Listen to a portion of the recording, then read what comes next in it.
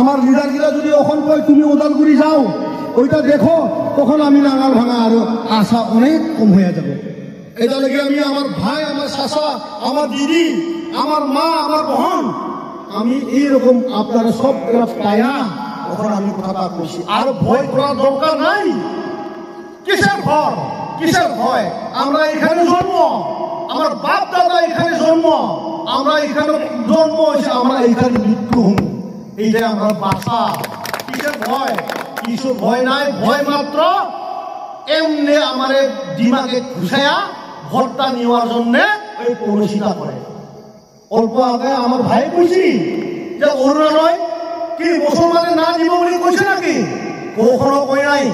আসামের মুখ্যমন্ত্রী ও কিন্তু কই নাই।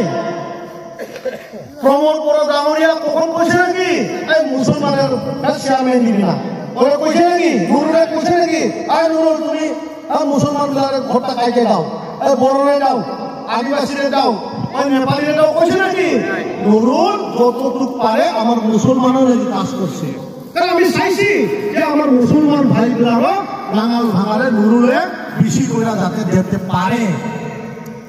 ওখানে অরুণালয় আইছি 15,000 অরুণালয় আইছি। দেখেন 15,000, প্রথমে 10,000 দিছিল, আবার 5,000 আমার মুখ্যমন্ত্রী বাড়াই দিল।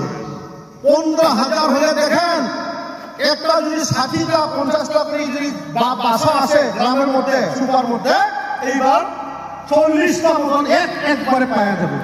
তাহলে কত সুন্দর এটা অরুণালয় স্কিমটা। ওখানে 12,500, আগামী বছর 3,000, আর 3,000 যদি আমার বেহেনরা, আমার মারা পায়, আমার ভোট সবাইতে সহজ হয় না? কত সহজ। দাদারা তো কামাই কোথায় যায়, আমার দিদিরাও যদি অল্প অল্প কামাইতে পারে, তখন এই যে সমাজ মানে যে চিন্তা করছে, এই যে সমাজ মানে যে চিন্তা করছে, ওই মাত্র আমার ডক্টর হেমন্ত বিশ্ব শর্মা আর প্রমোদ বড়। আমি একটা আরো কথা কই, চাচা আর আমার দাদা, আমার ভাই, আমার যে সরকার ইউপিপিএল সরকার, এইটা হলো গরিবর সরকার। গরিবর সরকার আর বিপিএফ হইল মহাজনের সরকার। হইল বিপিএফ। কারণ 17 বছরে ওরা একটা আসনি দিল না, খালি সুতা দিল, কম্বল দিল, আর কি দিল, কাশি দিল, মুসারি দিল। ওইটা হইল ওরা মিশন আর ভিজন। ওরা কয় তোমরা কি পরিবর্তন করছো? আমি কই আমরা এখন টাকা না লাগিয়া, না মুসলমান, না বড়, না আদিবাসী, না সাঁওতাল, আমি সবাই এখন ফ্রি। একদম আপনার গরিব হইলেও তখন এসিএস অফিসার হইতে পারে, ডাক্তার হইতে পারে, ইঞ্জিনিয়ার হইতে পারে, কারণ সরকারে ওরা অনলাইন দিয়া তখন ফ্রি, মানে এই সুবিধাটা দিই। ওইটা হলো প্রমোদ বড়। ওইটা রিজাল্ট এই বছরে দিচ্ছি চিরাং ডিস্ট্রিক্টে আসামের মেট্রিকে ফার্স্ট করে দিল। আসাম দেশের উপরে কখনো চিন্তা পারছিল আপনারা চিরাং এক যাইতে পারবো? গুয়াহাটি নিচিনা মতন অত হাই ফাই টাউন আছে, যোরহাট নিচিনা অত বড় বড় মানুষের বেতারা আছে, আছে না? বঙাইও কত বড় বড় বেতার আছে, কোকরাঝারে হায়দ্রাবাদ সরকারের লুণ্ঠন করে টাকা নিয়ে পাহাড় মতন বিল্ডিং বানিয়ে ছেলেগুলো আছে না? সব গেল, সব গেল। ওখানে আমার এই উত্তরাঞ্চল যেগুলো মানে আমার গরিব গরিব ভাই, গরিব গরিব মা না, ওর বেটাগুলো ওখান মেট্রিকে ফার্স্ট হয়ে যায়।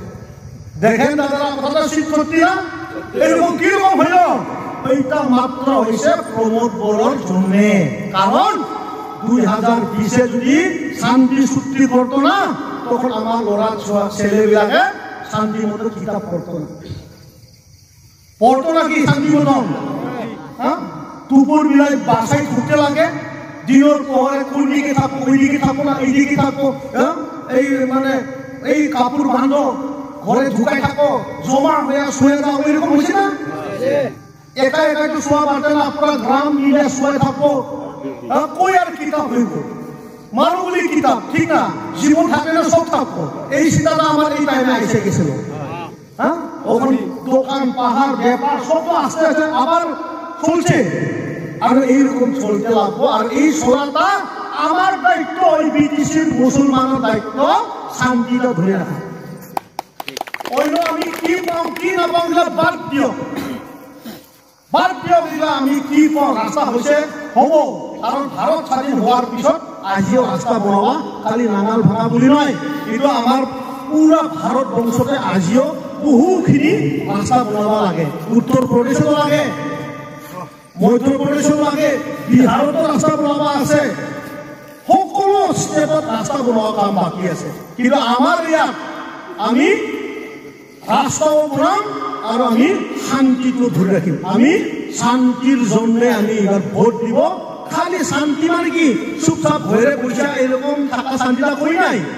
শান্তি মানে চারিদিকটা অশান্তিটা শেষ করা আমার যে আইসাই থাকা দিন ওইগুলারে কি রকম আমরা উন্নতি করাই নাই, এই ব্যবস্থাটা আমরা নিজে করে নিতে রাখবো।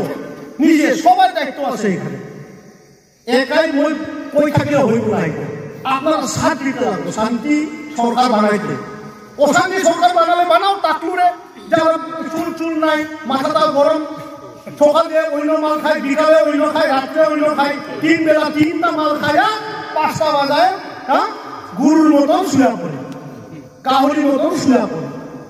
এইরকম মানুষরা আপনার আবার বিদেশি বানাবো নাকি কম? এটা হয় নাকি? এটা এখন সমাজটা অল্প উপরে এসে গেল, গুন্ডাগিরি তো লাগবো না। আর আমি এই সমাজ আর আবার ওই দিকে আর যাবো না।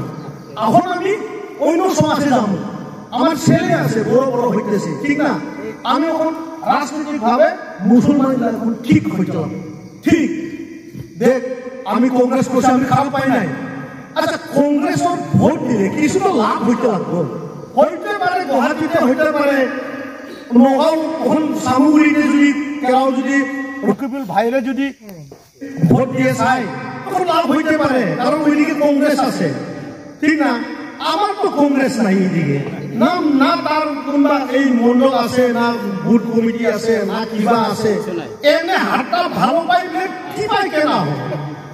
আর এইরকম তো হইতে লাগে না যে আমি ওখান আজকে উন্নয়ন পাই নাই, কালকে নিব। বাইরে কইতে পারবো নুরুল, এই নুরুল আমি তো তোরে ভোট দিছিলাম, কই আমার উন্নয়ন হয়, কর আমার ঘর, ঘর কই, আমার ঘরটা কই। এরকম ধরার কিন্তু মনের কিন্তু বল, মানে আত্মা না কি কয় এটা, জমির, আত্মবল জমির। এই যে জমিরটা লাগবো, থাকতে লাগবো না শক্তিটা।